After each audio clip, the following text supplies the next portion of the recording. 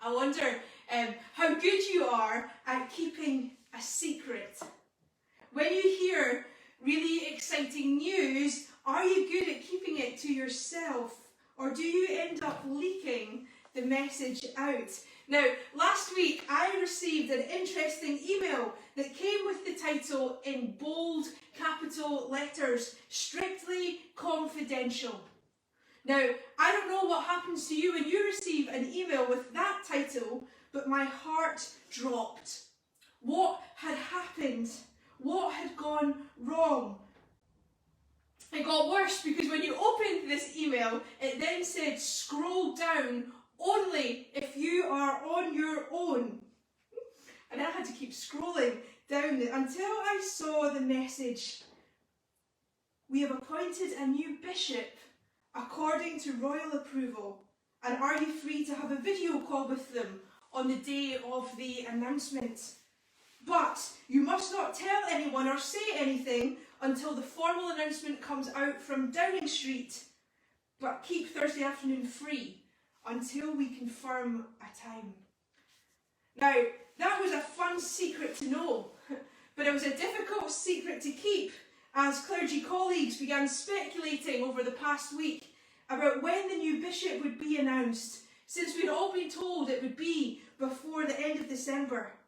And hopefully you've seen, don't worry, I'm not revealing secret information, the Bishop of Chelmsford, our new bishop, was announced on Thursday. Bishop Gooley will be joining us as the Bishop of Chelmsford at some point in 2021. Now, I don't know about you, but personally I find it quite easy to keep bad news to myself.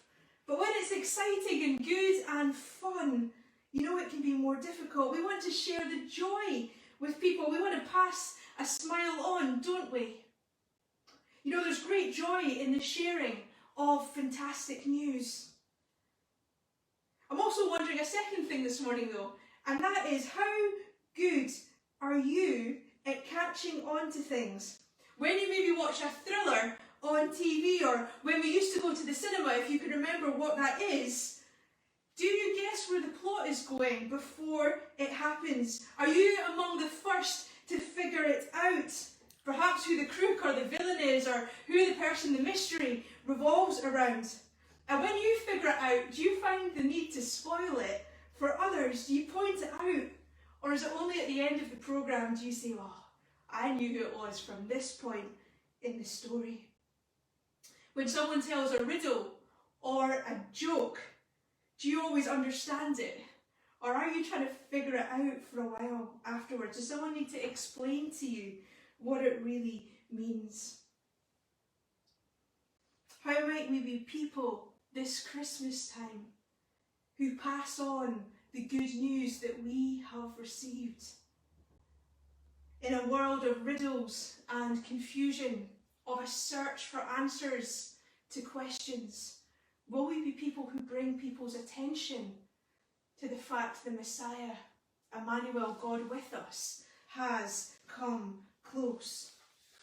You know, in the run-up to Christmas this year, we've been looking at the lives of some of the key characters who shape the Christmas story. We started, didn't we, with Elizabeth and with Zechariah, their faithfulness to God despite their personal burden. And then Mary with her faithful obedience, her yes that changed the whole of history. And then last week, Carol focused us in on Joseph, his steadfastness, his ability to trust what God said, and his recognition that he too had a part to play in God's plan. Today I want to bring our attention to two groups of people. The angels who sing of the news to the story. The messengers, the carriers of purpose and of joy. But also the innkeepers, or the people of Bethlehem, who completely miss out on what was unfolding in their city that very first Christmas. People perhaps distracted by busyness, or perhaps too hung up on their judgments or own cares, to welcome in a pregnant woman and her soon-to-be husband in what was Joseph's hometown. In the short reading I read from Paul's letter to the church in Rome, Paul said that the mysteries of God in Jesus had been revealed, The things the prophets promised would happen have been known in the coming of Jesus Christ. The sad reality is that Bethlehem slept through it. Today, we will hear the unfolding of the events at the first Christmas. The question is, will we be spurred into action to make known the glory of God as the angels did? That we would be encouraged and strengthening in our walk with Jesus, but also encouraging others at this difficult end of the year? Or will we perhaps be like the innkeepers or people of Bethlehem, who were too busy or distracted to see what God was doing in their midst? This morning, I invite you to wrestle with me as we think about where we are in the story.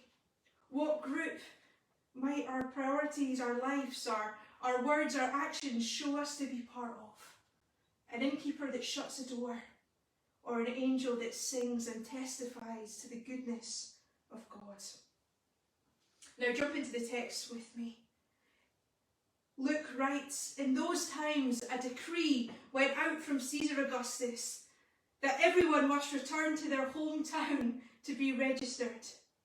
It was time for a census, for a Roman Empire to take stock of the people and the possessions they governed over. The announcement goes out and mass upheaval begins. Joseph has to travel to his hometown Bethlehem because he is of the line of King David. And he takes with him Mary, his betrothed, who is with child, God's child, with him. Now they travel from Nazareth to Bethlehem, a journey of about 160 kilometres, 90 miles. It would have taken them at least a week, if not more, for Mary was heavily pregnant, and this was a tough journey. When they got to Bethlehem, they find there is no room in any inn, no sofa offered at a relative's home, nowhere with any availability to put them up.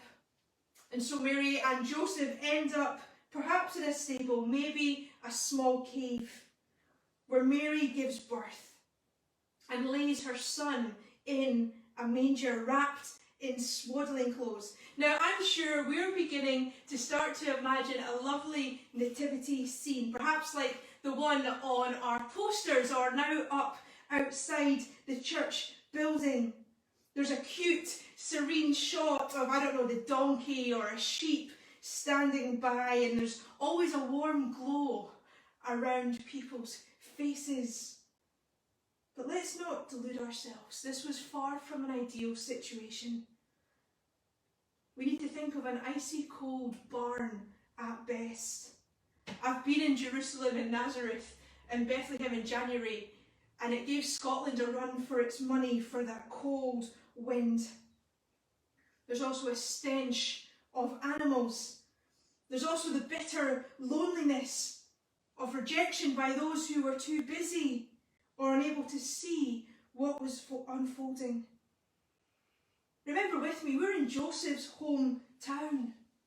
I don't know about you, but when I travel home, there's always a bed somewhere. Even if it's just a sofa at a family friend's house, a cousin down the road who can make space for a couple more. But here in a town filled with Joseph's relatives, all registering at a census, no one opens their door or their hearts to Joseph and his very pregnant Mary. The story perhaps of the couple's scandal had maybe gone ahead of them. Joseph's relatives had refused to believe Mary's nonsense about her carrying God's son, and would have taken in Joseph if he'd wised up and realised Mary was making a fool of him. But then after the relatives make no room, there are also innkeepers. Now we imply this from the text because we're told there's no space at an inn.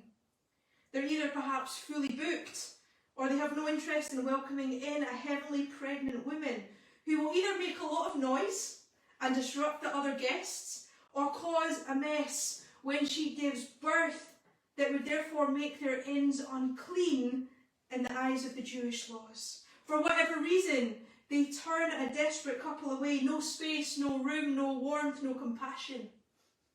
And the most important baby in all of history is born in a stable and laid in a manger for his bed. But whilst there is no inn or home opened to them, the arrival of the baby does not go unnoticed. Whilst Bethlehem sleeps through this universe-changing moment, a choir of angels erupts in their praise and wonder. Glory to God in the highest, and peace to his people on earth. The angels who had brought messages to Mary and Joseph and Zechariah, now joined by many others as they declare to a group of shepherds in a field nearby that everything has changed. The angel offered Mary the choice to say yes. Gabriel offered Joseph the chance to stand by Mary. And now the angelic choir sing to the shepherds, encouraging them to go and see the one laid in a manger, the Lamb of God. Now next week we'll focus in more on the shepherds, but today let's gaze afresh on these angels, the bearers of the good news, the singers of hope and joy and peace. Whilst the innkeepers and people of Bethlehem slept or shut their doors, the angels sing for joy. The King of the world isn't greeted by a breaking news notification on a smartphone, nor by a royal trumpet fanfare, but instead by heaven's song that encourages the overlooked, unseen shepherds to go and see the baby, to have their lives transformed by encountering in the manger the one who holds meaning and purpose and hope for everyone and at all times. We have two different responses, innkeepers and angels. But what might God want to say to us this morning? Well, firstly, we'll do the negative first. Where are we in danger of being like the innkeepers of Bethlehem? Do we have room for Jesus and the changes he brings to our lives? A number of years ago, a Christian band called Casting Crowns, maybe some of you have heard of them, released a song that has always spoken to me quite powerfully. A song called While You Were Sleeping. Let me read some of the lyrics for you. O little town of Bethlehem looks like another silent night. Above your deep and dreamless sleep, a giant star lights up the sky. Whilst you lie in the dark, there shines an everlasting light. For the King has left his throne and is sleeping in your manger tonight. O Bethlehem, you will go down in history as the city which had no room for its king while you were sleeping. And today, will we be too occupied with the distractions and the to-do lists we hold? Will we fail to see what God is doing amongst us? Will we allow, perhaps like the innkeepers, our preconceptions or our ideas stop us from hearing and responding to God's love? Joseph stood with Mary, ready to give birth outside many doors we imagine, and each one turned them away, not wanting the mess of a birth in their ends or wanting to embrace a scandal. Perhaps rumours had been heard about Joseph, one of their own, and they weren't ready to have their reputation marked by offering the hospitality. Maybe they just weren't moved by this couple's desperate need for shelter and a place to have a baby. Maybe today we're focused so on our needs, on what we have on store. Perhaps are we wearing blinkers to the needs of others? We've maybe got ourselves figured out for now. We're just about managing, if we're honest, to keep ourselves afloat, to keep taking one step in front of the other. But will we, in looking inwards, fail to see the needs of those around us? Will we choose not to take on the burdens of others because we don't want to get messy ourselves in the process? You know, we've heard about this Jesus. We want to be interested in him, but only if it doesn't cost us anything. We come before a God who loves us as we are. That's true. He also loves us way too much to leave us that way. He's a God who breaks into our lives with words of "do not fear, trust me, I have a plan, I am with you." But it can be, for most of us, a costly disruption. There are plans and dreams and ideas perhaps of what we see in our own lives that are changed by an encounter with the King of Kings. Yes, God promises us his peace and his hope and his love, but he also asks us to fix our eyes on him and not the ways of the world or the things we think might bring us happiness or reassurance or peace. But the God who disrupts, who promises transformation, also promises that we will know life in all its fullness, freedom from the past, hope for the future, the promise of his presence with us each and every day. This Christmas, will we make space for Jesus? Will we get away from the distractions, the busyness?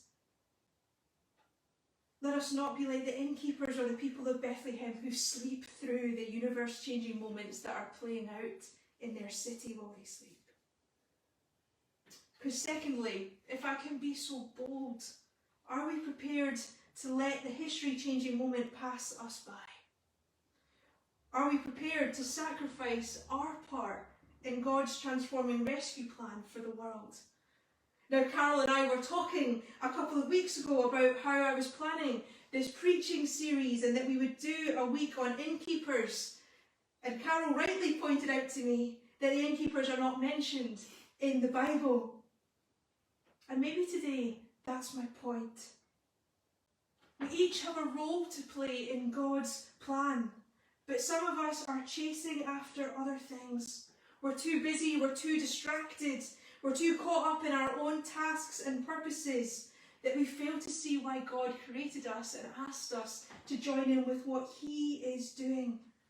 The reality is the innkeeper should be in the story. Can you imagine how people throughout the years would have flocked to that inn, the place where Jesus was born? The innkeeper should have a front row seat. He should have been the first person to greet the arrival of the King of Kings, the Messiah. But yet they're absent because they looked the other way and turned Mary and Joseph out into the cold. You know, the innkeeper is always a popular part in the school nativity. St. Luke's nativity they recorded this year was all about the grumpy innkeepers. It was so cute, but it's a real sadness. The good news in the nativity that the St. Luke's reception did was the innkeeper realised at the end what was going on. All of these disruptions that kept coming to his door, looking for the special baby, eventually led the innkeepers to go and join the party. But we don't think, there's no mention of that in the Bible story. But would it be our story that we would know that something different is going on? That we would recognise what God is doing in our midst, how he is present with us, how he calls all of us to join in with his rescue plan for this world. This Christmas, will you join in? Will you recognise God is at work? Will you make space for Jesus? Or will you be too busy to spend time in his word or in prayer? When we feel busyness creeping in, what do we sacrifice first? Is it time with God? Is it pursuing his ways? When we feel burdened, what temptations start to set in? Whose voices do we listen to? Because Mary and Joseph were no doubt plagued with rumours, which may have contributed to why some innkeepers turned them away. Will we check today whose words we listen to? Are they helping us grow in our walk with Jesus? Or do they lead us further away from the God who knows us, loves us, and has a plan for each of our lives? Let us not be like the innkeepers and miss out on having our stories as part of God's story. Will we not let busyness or distractions or rumours or blindness to what is really going on stop us from playing our parts? The innkeepers should have had a front row seat, but they miss out on being part of God's story. just tell us how not to be. Why don't we see an example in the angels of how we can join in? Now, the angels are busy in the first Christmas. Gabriel, with his messages, changed the lives of Zechariah and Elizabeth, Mary and Joseph. And now with the song to the shepherds and their encouragements throughout to trust, do not be afraid. Go and find the baby. The angels testify to the goodness and glory of God, and they change everything. They offer invitations to people to join in with God, but also to go and explore who this Jesus might be. Who today can we all be like the angels too? In our city gripped by sadness in the midst of tier 4, who can we share a deep sense of hope and peace with? Not because we're okay with the tier 4 restrictions, I'm gutted this morning, but because we know the God who is with us and for us. When the Christmas plans we had all made get dashed, who can we share with that God is still with us? You know, the message of Christmas, Emmanuel, God with us. Not just in the good times, but the good news of Christmas is that God comes close. He leaves the throne room of heaven to lie in a manger, to declare, I'm with you. I'm standing with you.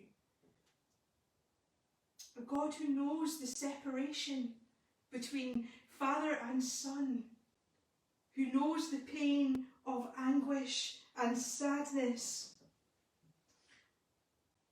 Will we share that deep-set hope and peace with those around us? In a world, in a year of sadness and sorrow, who needs to be reminded that Jesus walks with us? That Jesus tells us, do not fear, not because the world isn't scary or uncertain, but because we know the one who holds the world in their hands and who promises us to never let us go. Who needs reminded that Emmanuel, God with us, is with us? Who perhaps needs an invitation to go to Bethlehem to see the one laid in a manger, who brings hope and meaning and clarity and purpose? Who this Christmas are we praying for, that they would know something of the real meaning of Christmas, that their eyes would be opened to the reality of a God who loves them? When Wham or Mariah Carey just won't bring us the hope and the joy and the peace we need, will we share of the God who does this Christmas? Who will we share the news of our online services with? Who will we encourage to join in on Christmas Eve or Christmas Day? Who can we share that with? The angels had a message to share, and they boldly did so. We carry the same message this morning. Will we share the hope of God with those around us? Will we sing of God's goodness? Will we share of the peace and the difference he makes? Will we invite those around us to come and explore, to go and see the one laid in a manger, Christ the Lord? This Christmas, who will we be like? The innkeepers turning a blind eye, that shut out the needs of others because they're too busy or preoccupied, they miss what's going on? Or will we be like the angels who sing and point others to the baby who changes everything? Will we let God's opportunities to join in with his plans pass us by? Or will we share and be part of others coming to know the real joy and hope and love of Christmas? Will we bow our knees and worship the King of Kings? Or will we shut him out? Oh, come, let us adore him, Christ the Lord.